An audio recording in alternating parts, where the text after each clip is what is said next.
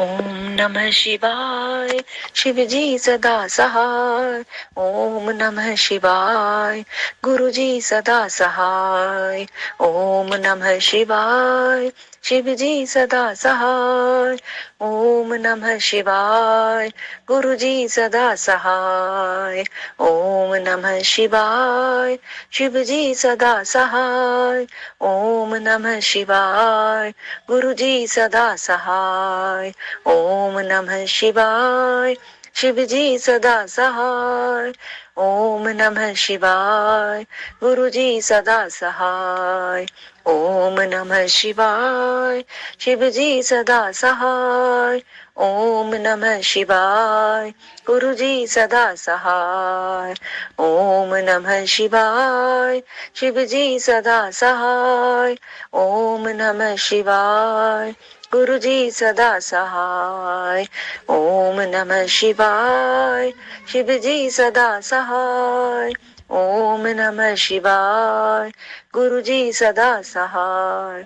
जय गुरु जी। शुक्राना गुरु जी। अनंतम अनंतम शुक्राना गुरु जी। जय गुरु जी। शुक्राना गुरु जी। अनंतम अनंतम शुक्राना गुरु जी महाराज। गुरु जी आज्ञा दें और शिव पुराण का वायव्य संहिता में हम अध्याय शुरू करते हैं। ब्रह्मा जी की मूर्छा, उनके मुख से रुद्रदेव का प्रकाट्य सप्राण हुए। ब्रह्मा जी के द्वारा 8 नामों से महेश्वर की स्तुति तथा रुद्र की आज्ञा से ब्रह्मा द्वारा सृष्टि रचना। मंत्र जाप करते हैं। ओम नमः शिवाय। शिव जी सदा सहाय। ओम नमः शिवाय। गुरु जी सदा सहाय। जय गुरु जी। तदंतर काल महिमा, प्रलय, ब्रह्मांड की स्थिति तथा सर्ग आदि का वर्णन करके वायु देवता ने कहा कि पहले ब्रह्मा जी ने 5 मानस पुत्रों को उत्पन्न किया जो उनके ही समान थे। उनके नाम इस प्रकार है: सनक, सनंदन, विद्वान, सनातन, ऋभु और सनत कुमार। वे सब के सब योगी, वितराग और ईर्ष्या दोष से रहित थे। इन सब का मन ईश्वर के चिंतन में लगा रहता था, इसलिए उन्होंने सृष्टि रचना की इच्छा नहीं की। सृष्टि के विकृत हो सनत आदि महात्मा जब चले गए तब ब्रह्मा जी ने पुनः सृष्टि की इच्छा से बड़ी भारी तपस्या की। इस प्रकार दीर्घ काल तक तपस्या करने पर भी जब कोई काम न बना तब उनके मन में दुख हुआ। उस दुख को से क्रोध प्रकट हुआ। क्रोध से आविष्ट होने पर ब्रह्मा जी के दोनों नेत्र से आंसुओं की बूंदें गिरने लगी। उन अश्रु बिंदुओं से भूत प्रेत उत्पन्न हुए। अश्रु से उत्पन्न हुए उन भूत प्रेतों को देखकर ब्रह्मा जी ने अपनी निंदा की। उस समय क्रोध और मोह के कारण उन्हें तीव्र मूर्छा आ गई। क्रोध के आविष्ट हुए प्रजापति ने मूर्छित होकर अपने प्राण त्याग दिए। तब प्राणों के स्वामी भगवान नील लोहित रुद्र अनुपम कृपा प्रसाद प्रकट होने के लिए ब्रह्मा जी के मुख से वहां प्रकट हुए। उन जगदीश्वर प्रभु ने अपने को 11 रूपों में प्रकट किया। महादेव जी ने अपने उन महामना 11 स्वरूपों से कहा, बच्चों, मैंने लोक पर अनुग्रह करने के लिए तुम लोगों की सृष्टि की है, अतः तुम आलस्य रहित हो संपूर्ण लोक की स्थापना, हित साधन तथा प्रजा संतान की वृद्धि के लिए प्रयत्न करो। महेश्वर के ऐसे कहने पर वे रोने और चारों ओर दौड़ने लगे। रोने और दौड़ने के कारण उनका नाम रुद्र हुआ। जो रुद्र हैं वे निश्चय ही प्राण हैं और जो प्राण हैं वे महात्मा रुद्र है। तत्पश्चात ब्रह्मपुत्र महेश्वर ने दया करके मरे हुए देवता परमेष्ठी ब्रह्मा जी को पुनः प्राणदान किया। ब्रह्मा जी के शरीर में प्राणों के लौट आने पर रुद्रदेव का मुख प्रसन्नता से खिल उठा। उन विश्वनाथ ने ब्रह्मा जी से यह उत्तम बात कही, उत्तम व्रत का पालन करने वाले जगतगुरु महाभाग विरंच, डरो मत, मैंने तुम्हारे प्राणों को नूतन जीवन प्रदान किया है, अतः सुख से उठो। स्वप्न में सुने हुए वाक्य की भांति उन मनोहर वचन को सुनकर ब्रह्मा जी ने प्रफुल्लित कमल के समान सुंदर नेत्र द्वारा धीरे से भगवान हर की ओर देखा। उनके प्राण पहले की तरह लौट आए थे। अतः ब्रह्मा जी ने दोनों हाथ जोड़कर स्नेह युक्त गंभीर वाणी द्वारा उनसे कहा कि प्रभु, आप दर्शन मात्र से मेरे मन को आनंद प्रदान कर रहे हैं, अतः बताइए आप कौन हैं जो संपूर्ण जगत के रूप में स्थित है? क्या वे ही भगवान आप 11 रूपों में प्रकट हुए हैं? उनकी है सब बात सुनकर देवताओं के स्वामी महेश्वर अपने परम सुखदायक कर कमल द्वारा ब्रह्मा जी का स्पर्श करते हुए बोले, देव, तुम्हें ज्ञात होना चाहिए कि मैं परमात्मा हूँ और इस समय तुम्हारा पुत्र होकर प्रकट हुआ हूँ। ये जो 11 रुद्र हैं तुम्हारी सुरक्षा के लिए आए हैं, अतः तुम मेरे अनुग्रह से इस तीव्र मूर्छा को त्याग कर जाग उठो और पूर्वत प्रजा की सृष्टि करो। भगवान शिव के ऐसा कहने पर ब्रह्मा जी के मन में बड़ी प्रसन्नता हुई। उन विश्वात्मा ने 8 नामों द्वारा परमेश्वर शिव का स्तवन किया। ब्रह्मा जी बोले, भगवान रुद्र, आपका तेज असंख्य सूर्य के समान अनंत है। आपको नमस्कार है। रस स्वरूप और जल में विग्रह वाले आप भव देवता को नमस्कार है। नंदी और सुरभि कामधेनु ये दोनों आपके स्वरूप हैं। आप पृथ्वी रूपधारी शर्व को नमस्कार है। स्पर्श में वायु रूप वाले आपको नमस्कार है। आप ही पशु रूपधारी ईश हैं, आपको नमस्कार है। अत्यंत तेजस्वी अग्नि रूप आप पशुपति को नमस्कार है। शब्द तंत्र मात्रा से युक्त आकाश रूपधारी आप भीमदेव को नमस्कार है। उग्र रूप वाले यजमान मूर्ति आपको नमस्कार है। सोम रूप आप अमृत मूर्ति महादेव जी को नमस्कार है। इस प्रकार 8 मूर्ति और 8 नाम वाले आप भगवान शिव को मेरा नमस्कार है। इस प्रकार विश्वनाथ महादेव जी की स्तुति करके लोक पितामह ब्रह्मा ने प्रणाम पूर्वक उनसे प्रार्थना की, भूत भविष्य और वर्तमान के स्वामी मेरे पुत्र भगवान महेश्वर कामनाशन, आप सृष्टि के लिए मेरे शरीर से उत्पन्न हुए हैं, इसीलिए जगत प्रभु इस महान कार्य में संलग्न हुए मुझ ब्रह्मा जी की आप सर्वत्र सहायता करें और स्वयं भी प्रजा की सृष्टि करें। ब्रह्मा जी के इस प्रकार प्रार्थना करने पर कल्याणकारी त्रिपुर नाशक रुद्रदेव ने बहुत अच्छा कहकर उनकी बात मान ली। तदंतर प्रसन्न हुए महादेव जी का अभिनंदन करके सृष्टि के लिए उनकी आज्ञा पाकर भगवान ब्रह्मा ने अनन्याय प्रजाओं की सृष्टि आरंभ की। उन्होंने अपने मन से ही मरीचि, भृगु, अंगिरा, पुलत्स्य, पुलह, क्रतु, अत्रि और विशिष्ट की सृष्टि की। ये सब ब्रह्मा जी के पुत्र कहे गए हैं। धर्म, संकल्प और रुद्र के साथ इनकी संख्या 12 होती है। ये सब पुराने गृहस्थ हैं। देवगणों सहित इनके 12 दिव्य वंश कहे गए हैं, जो प्रजावान, क्रियावान तथा महर्षि से अलंकृत है। तत्पश्चात जल पर स्थित हुए रुद्र सहित ब्रह्मा जी ने देवताओं, असुरों, पितरों और मुनियों की सृष्टि करने का विचार किया। मनुष्य की सृष्टि करने का विचार किया। ब्रह्मा जी ने सृष्टि के लिए समाधिस्थ हो अपने चित्त को एकाग्र किया। तत्पश्चात मुख से देवता को, कोक से पितरों को, कटी के अगले भाग से असुरों तथा प्रजननेन्द्रियों लिंग से सब मनुष्यों को उत्पन्न किया। उनके गुदा स्थान से राक्षस उत्पन्न हुए, जो सदा भूख से व्याकुल रहते हैं। उनमें तमोगुण और रजोगुण की प्रधानता होती है। वे रात को विचरते हैं और बलवान होते हैं। सांप, यक्ष, भूत और गंधर्व ये भी ब्रह्मा जी के अंगों से उत्पन्न हुए। उनके पक्ष भाग में पक्षी हुए। वक्षस्थल से अजंगम स्थावर प्राणियों का जन्म हुआ। मुख से बकरों और पार्श्व भाग से भुजंगमों की उत्पत्ति हुई। दोनों पैरों से घोड़े, हाथी, शरभ, नीलगाय, मृग, ऊंट, खच्चर, न्यायुकु नामक मृग तथा पशु जाति के अन्य प्राणी उत्पन्न हुए। रोमावलियों से औषधियों और फल मूलों का प्रकाट्य हुआ। ब्रह्मा जी के पूर्ववर्ती मुख से गायत्री, छंद, ऋग्वेद, निवृत्त, स्तोम, रथंतर, साम तथा अग्निष्टोम नामक यज्ञ की उत्पत्ति हुई। उनके दक्षिण मुख से यजुर्वेद, त्रिष्टुप, छंद, पंचदश, स्तोम, बृहत साम और उक्त नामक यज्ञ की उत्पत्ति हुई। उन्होंने अपने पश्चिम मुख से सामदेव, जगती, छंद, सप्तदश, स्तोम, वैरूप्य, साम और आतिरात्र नामक यज्ञों को प्रकट किया। उनके उत्तरवर्ती मुख से एक विंश स्तोम, अर्थवेद,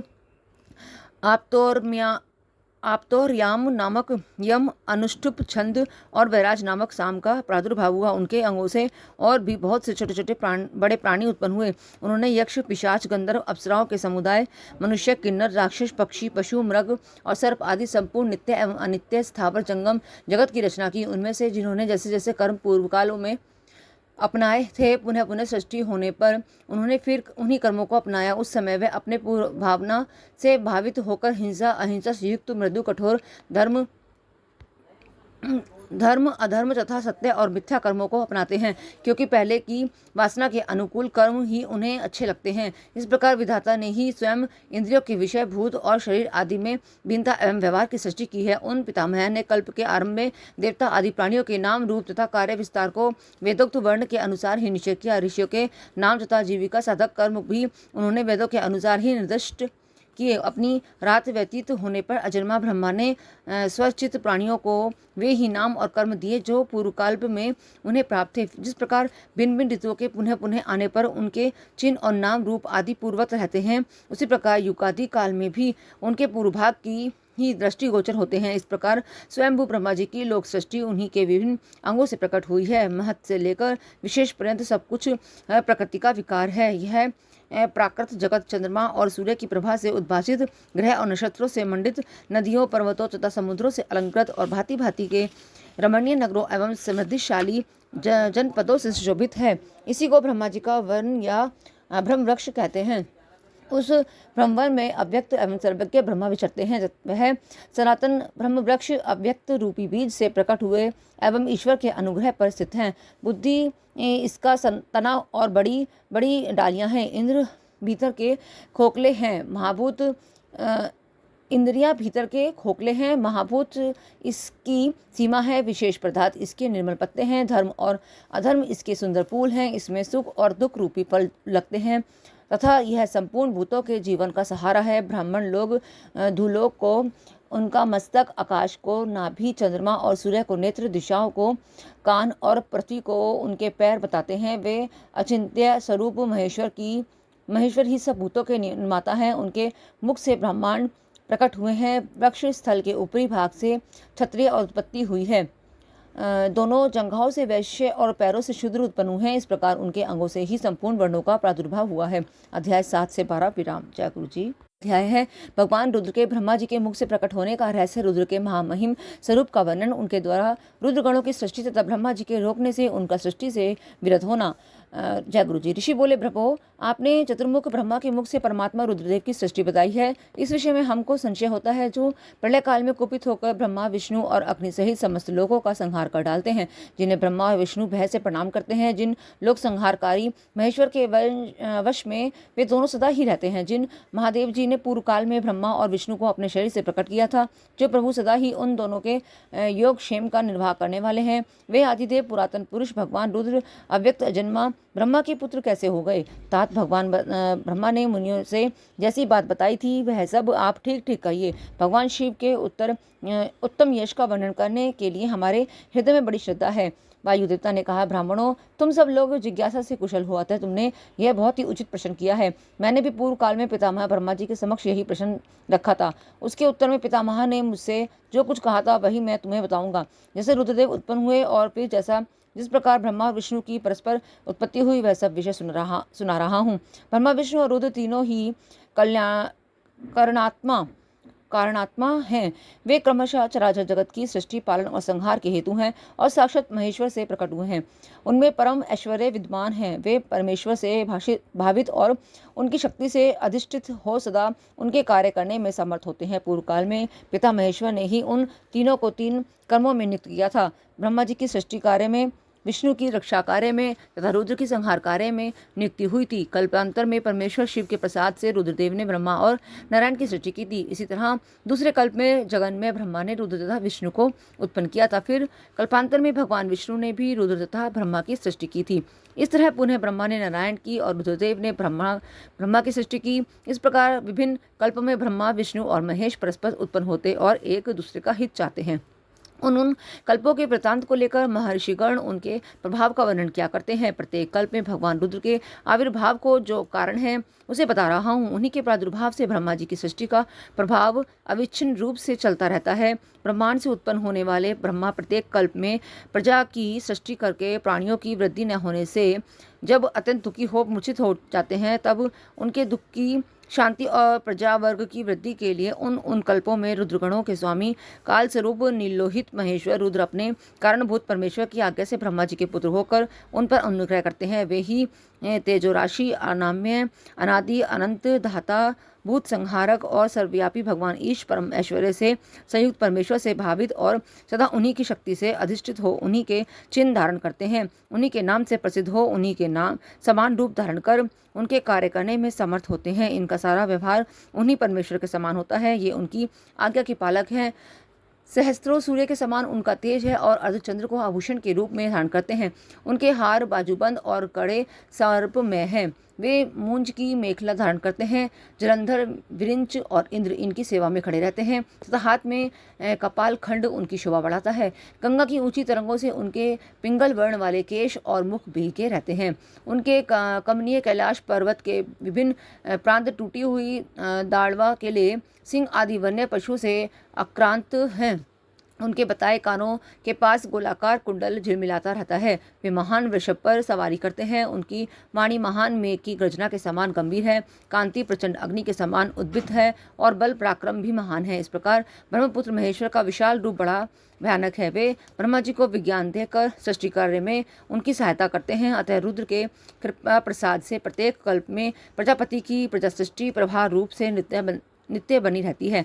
एक समय ब्रह्मा जी ने नील लोहित भगवान रुद्र से सृष्टि करने की प्रार्थना की। तब भगवान रुद्र ने मानसिक कल्प के द्वारा बहुत से पुरुषों की सृष्टि की है। वे सबके सब उनके अपने ही समान थे। सबने जटाजूट धारण कर रखे थे। सभी निर्मय, नीलकंठ और त्रिनेत्र थे। जरा और मृत्यु उनके पास नहीं पहुंचने पाती थी। चमकीले शूल उनके शेष आयु थे। उन रुद्रगणों ने संपूर्ण 14 भुवनों को आच्छादित कर लिया था। उन विविध रुद्रों को देखकर पितामह ने रुद्रदेव से कहा, देवेश्वर आपको नमस्कार है। आप ऐसी प्रजाओं की सृष्टि ना कीजिए, आपका कल्याण हो। अब दूसरी प्रजाओं की सृष्टि कीजिए जो मरण धर्म वाली हो। ब्रह्मा जी ने ऐसा कहने पर परमेश्वर रुद्र उनसे हंसते हुए बोले, मेरी सृष्टि वैसी नहीं होगी। अशुभ प्रजाओं की सृष्टि तुम ही करो। ब्रह्मा जी से ऐसा कहकर संपूर्ण भूतों के स्वामी भगवान रुद्र उन रुद्रगणों के साथ प्रजा की सृष्टि के कार्य से निवृत्त हो गए। अध्याय 13 और 14 विराम। जय गुरु जी।